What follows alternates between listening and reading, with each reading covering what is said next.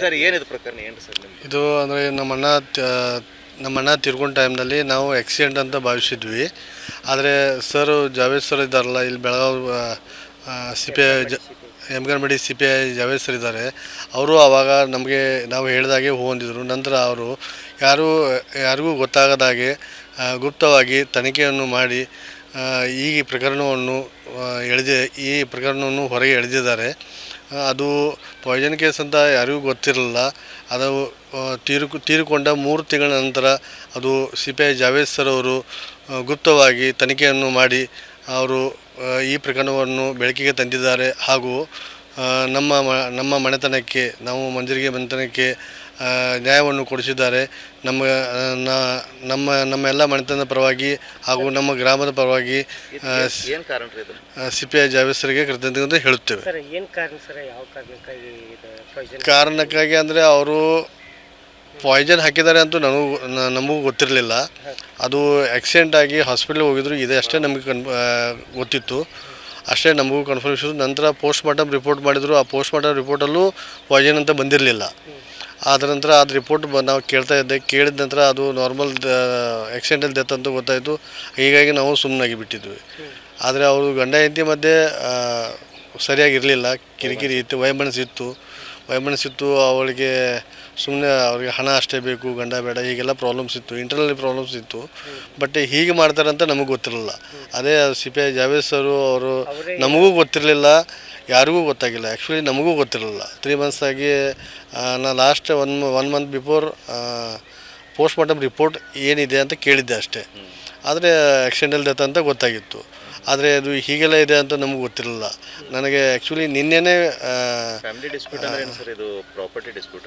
ಹಾಂ, property dispute ಹೀಗಿತ್ತು. ಆಮೇಲೆ ಬೇರೆ ಕೇಳ್ಪಡಕ್ಕೆ ಬರ್ತದೆ ಸರ್, ಬೇರೆ ಥರ ಅವರು ಅವ್ರ ಮಿಸ್ಸಸ್ಸು ಮತ್ತು ಆಮೇಲೆ ಇನ್ನೊಬ್ರು ಕೂಡಿ ಈ ಥರ ಮಾಡಿದ್ರು. ಅದು ಎಲ್ಲ ನಮಗೆ ಗೊತ್ತಿರಲಿಲ್ಲ. ಅದೆಲ್ಲ ಈಗ ತಾನೇ ಜಾವೇದ್ ಸರ್ ನಿನ್ನೆ ನಾನು ಬಂದ ತಕ್ಷಣ ನನಗೆ ಗೊತ್ತಾಯಿತು. ಅವರು ತನಿಖೆ ಮಾಡ್ತಾ ಇರೋದು, ಅದು ಎಷ್ಟು ದಿನದಿಂದ ಮಾಡ್ತಾರೆ ಅದು ನಮ್ಗೆ ಗೊತ್ತಿರಲಿಲ್ಲ. ನಿನ್ನೆ ಅಟ್ ಎ ಟೈಮ್ ನಾವು ಆಫೀಸಲ್ಲಿದ್ದಾಗ ಜಾವೇದ್ ಸರ್ ಫೋನ್ ಹಚ್ಚಿ ಸ್ವಲ್ಪ ಪೊಲೀಸ್ ಸ್ಟೇಷನ್ ಕಡೆ ಬರಬೇಕು ಅಂತ ತಕ್ಷಣ ಮಧ್ಯಾಹ್ನ ಬಂದಿದ್ದೆ. ಆವಾಗ ಸರ್ ನನಗೆಲ್ಲ ಈ ತನಿಖೆ ಬಗ್ಗೆ ಎಲ್ಲ ತಿಳಿಸಿ ಹೇಳಿದರು. ಅದರ ನಂತರ ಇವತ್ತು ಇದೆಲ್ಲ ಮಾಡೋದು ಅಂತ ಅವರೇ ಹೇಳಿದರು ಖುದ್ದಾಗಿ. ಏನು ಮಾಡ್ತಾ ಇದ್ರು ಸರ್ ನಿಮ್ಮ ಬ್ರದರ್ ಅವರು? ಏನು ಕೆಲಸ? ಬ್ರದರ್ ಅವರು ಆರ್ಮಿ ರಿಟೈರ್ಡ್ ಆಗಿದ್ದರು. ರಿಟೈರ್ಡ್ ಆಗಿ ಈಗ ಮನೆಯಲ್ಲೇ ಇದ್ದರು. ಅವರು ಎಷ್ಟು ವರ್ಷ ಸರ್ವಿಸ್ ಮಾಡಿದರು? ಅವರು 24 ವರ್ಷ ಸರ್ವಿಸ್ಗಳನ್ನ ಮಾಡಿ ಬಂದರು. ಮಕ್ಕಳು ಸರ್ ಅವರಿಗೆ? ಮಕ್ಕಳು 2 ಜನ ಇದ್ದಾರೆ. ಒಬ್ಬರು ಈಗ 10th ಮುಗಿಸಿ ಫಸ್ಟ್ ಇಯರ್ ಈ ಸಲ ಅಡ್ಮಿಷನ್ ಮಾಡಿದ್ದಾನೆ. ಮತ್ತೊಬ್ಬರು ನರ್ಸರಿಲಿದ್ದಾರೆ. ಇಲ್ಲಿ ಊರಲ್ಲಿ ಬಂದು ಏನು ಕೆಲಸ ಮಾಡ್ತಿದ್ರು ಸರ್? ಇಲ್ಲಿ ಊರಲ್ಲಿ ಬಂದು ಏನಿಲ್ಲ, ಒಂದು ಬಾಗಲಕೋಟೆಗೆ ಹೋಗಿದ್ರು ಅವರು, ಶುಗರ್ ಫ್ಯಾಕ್ಟ್ರಿಗೆ. ಒಂದು 4 months ಮಾಡಿ ವಾಪಸ್ ಬಂದಿದ್ದರು. ಈಗ 1.5 monthದಿಂದ ಮನೆಯಲ್ಲೇ ಇದ್ದರು ಅವರು. ಮೊನ್ನೆ ಎಲ್ಲಿಗೆ ಹೋಗ್ತಾ ಇದ್ರು ಸರ್ ಇವರು? ಮಾರ್ಚ್ 15ನೇ ತಾರೀಕಿನಿಂದ ಮಾರ್ಚ್ 15ನೇ ತಾರೀಕಿಗೆ ಜಾತ್ರೆಗೆ ಹೋಗಿದ್ದಾರೆ ಅಂತ ಹೇಳಿದರು. ಯಾವ ಜಾತ್ರೆ ಸರ್? ಹುಕ್ಕೇರಿ ಜಾತ್ರೆಗೆ ಸರ್, ಲಕ್ಷ್ಮೀದೇವಿ ಜಾತ್ರೆಗೆ. ನಮಗೆ ಅದನ್ನೇ ಹೇಳಿದರು, ಜಾತ್ರೆಗೆ ಹೋಗ್ತಾಯಿದ್ರು. ಹೋಗುವಾಗ ಆಕ್ಸಿಡೆಂಟ್ ಆಗಿದೆ ಅಂತ ಇಷ್ಟೇ ಹೇಳಿದರು. ಎಲ್ಲಿಯಾಗಿದೆ ಸರ್ ಆಕ್ಸಿಡೆಂಟ್?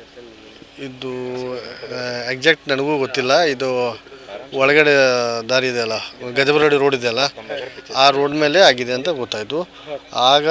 ಆಗಿದ್ದಾಗ ನಾವು ಹೋಗಿದ್ವಿ ಹಾಸ್ಪಿಟ್ಲಿಗೆ. ಹಾಗೆ CPI ಸರು ಅಲ್ಲಿ ಎನ್ಕ್ವೈರಿ ಮಾಡ್ತಾಯಿದ್ರು. ಆವಾಗ ನಮ್ಗೆ ಅಷ್ಟೇ ಗೊತ್ತು, ಬಾಕಿ ಸ್ಪಾಟೆಲ್ಲ ಗೊತ್ತಿಲ್ಲ. ಅನೈತಿಕ ಸಂಬಂಧದಲ್ಲಿ ಈ ಥರ ಮಾಡಿದಾರೋ ಅಥವಾ? ಹಾಂ, ಅನೈತಿಕ ಸಂಬಂಧ ಇತ್ತು ಅಂತ ಗೊತ್ತಿತ್ತು, ಬಟ್ ಕನ್ಫರ್ಮ್ ನಮಗೂ ಇರಲಿಲ್ಲ. ಯಾಕೆಂದರೆ ನಾವು ಹೋಗ್ತಾ ಇರಲ್ಲ. ನಮ್ಮ ಜೊತೆ ಜಗಳಾಡಿದ್ರು. ನಮ್ಮ ಬ್ರದರ್ ಜಗಳಾಡಿರಲಿಲ್ಲ, ಬಟ್ ಅವರು ವೈನಿ ಇದಾರಲ್ಲ, ಅವ್ರು ಜಗಳಾಡಿದ್ರು. ಹೀಗಾಗಿ ನಾವು ಇವ್ರ ಮನೆಗೆ ಬರ್ತಾ ಇರಲಿಲ್ಲ. ಬಟ್ ನಮ್ಮ ಬ್ರದರ್ ನಮ್ಮ ಮನೆಗೆ ಹೋಗ್ತಿದ್ದ. ಅದು ಇಲ್ಲಿಗಲ್ ರಿಲೇಷನ್ ಇದೆ ಅಂತ ಗೊತ್ತಿತ್ತು, ಬಟ್ ಕನ್ಫರ್ಮ್ ಇರಲಿಲ್ಲ. ಇವಾಗ ಅದು ಸರ್ ಎಲ್ಲ ತನಿಖೆಗೆ ಬಂದ ತಕ್ಷಣ ಈಗ ಅದು ಇಲ್ಲಿಗಲ್ ರಿಲೇಷನ್ ಇತ್ತು ಅಂತ CPI ಸರು ಎಲ್ಲ ಹೇಳಿದರು. ಅವತ್ತು ಪೋಸ್ಟ್ಮಾರ್ಟಮ್ ಆಯಿತು. ಪೋಸ್ಟ್ಮಾರ್ಟಮ್ ಆಗಿ ಬಂದ ನಂತರ ಇಲ್ಲಿ ಬಂದು ಅಟ್ ಎ ಟೈಮ್ ಮಣ್ಣಾಯಿತು. ಅದರ ನಂತರ ನಾವು ಸ್ವಲ್ಪ ಹೊತ್ತು ಮನೆಯಲ್ಲಿ ಕೂತ್ಕೊಂಡು ಹೋಗ್ಬಿಟ್ವಿ ಅಲ್ಲಿಂದ.